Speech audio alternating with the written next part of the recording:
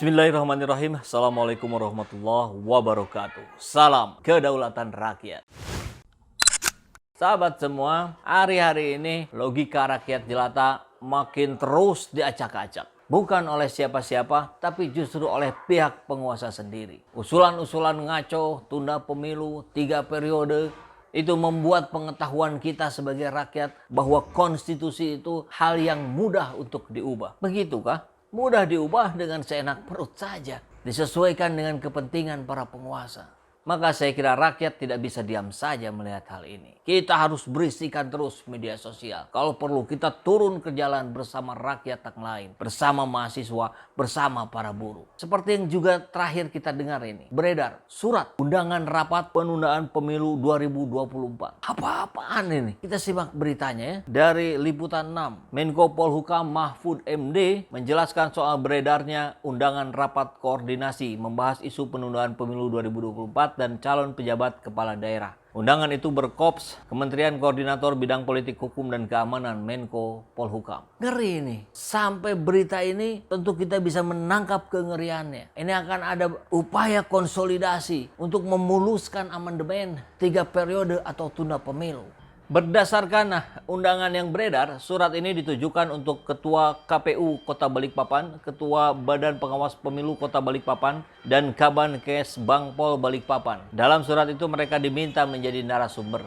Ya, rapat itu sesuai undangan diselenggarakan Senin 21 Maret di Hotel Grand Senior Balikpapan jam 13.30. Ditekan oleh Deputi Bidang Koordinator Politik Dalam Negeri Kemenko Polhukam Jaka Budi. Ya, Mahfud angkat suara terkait hal ini. Dia mengatakan bahwa rapat tersebut sebetulnya digelar untuk menjawab isu penundaan pemilu yang saat ini menjadi polemik. Selain itu untuk memastikan bahwa isu tersebut tak mempengaruhi tahapan pemilu dan pilkada 2024. Jadi itu agenda untuk menjawab bahwa isu penundaan pemilu tak akan mempengaruhi tahap-tahap kerja pemerintah untuk menyiapkan pemilu dan pilkada pada tahun 2024. Jelas Mahfud dikutip dari akun Instagramnya @muhammadfudmd Jumat kemarin. Ya, jadi ada klarifikasi dari Mahfud, justru undangan ini untuk menepis upaya-upaya wacana-wacana penundaan pemilu. Dan KPU diminta untuk fokus tetap pada kerja-kerja pemerintah sesuai jadwal yang telah ditentukan. Saudara-saudara yang terhormat, terkait dengan isu penundaan pemilu atau perpanjangan masa jabatan presiden, baru pemerintah sendiri sampai sekarang tidak pernah ada pembahasan tentang penundaan pemilu maupun penambahan masa jabatan presiden dan wapres, baik untuk menjadi 3 periode maupun untuk memperpanjang 1 atau 2 tahun. Tidak ada di pemerintah.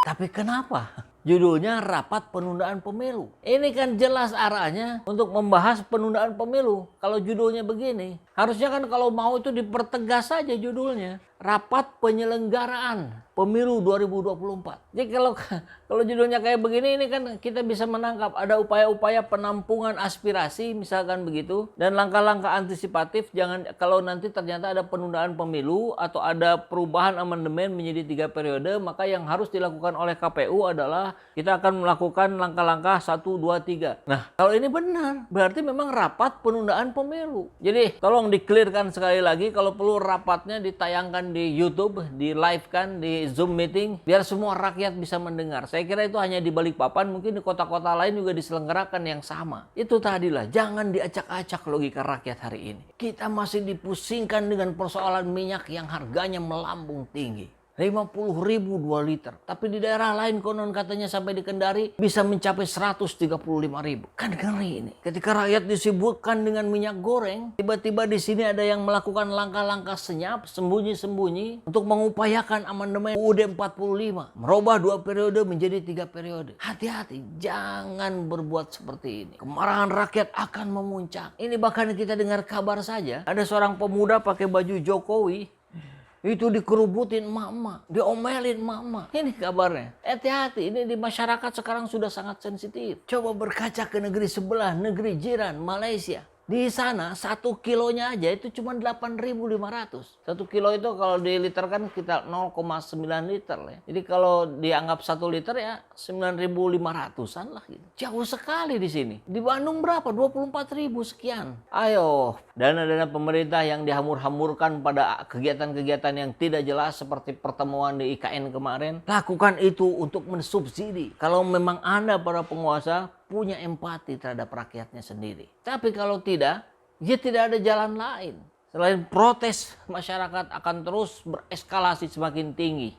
Dan semakin juga sekarang bertebaran video-video tutorial bagaimana membuat minyak sendiri. Dari kelapa, dari santan. Beredar pula video-video tentang bagaimana memasak telur tanpa minyak goreng. Menggunakan alas daun pisang. Ini seperti video ini.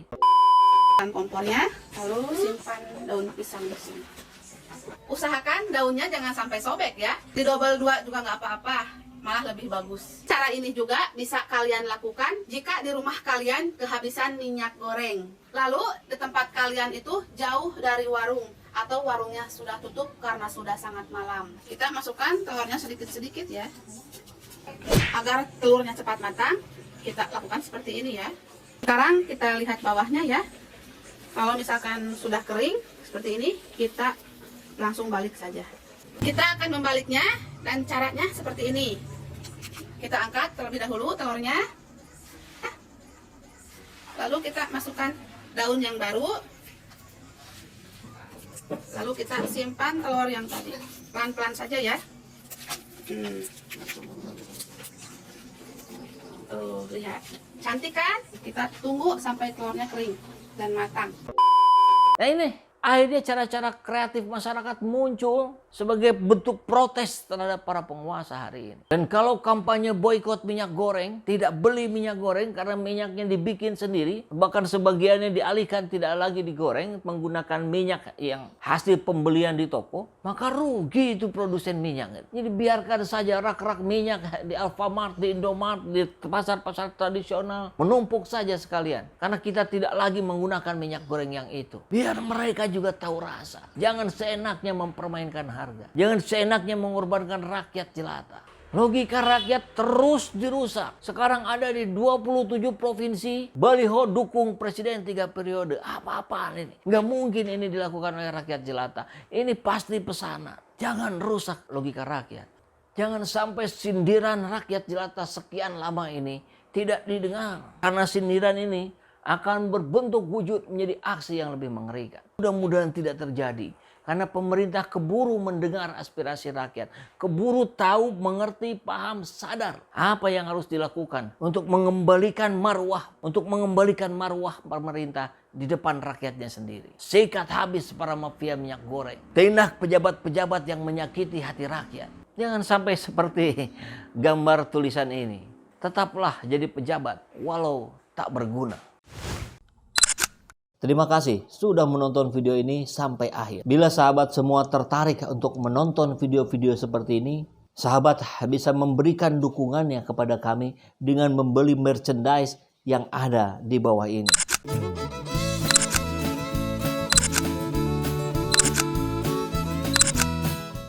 Kita siapkan berbagai desain t-shirt yang cocok untuk sahabat semua. Namun apabila sahabat semua ada yang menginginkan desain yang lain, tentu kami pun bisa mengakomodirnya. Silakan hubungi di nomor yang ada di bawah ini.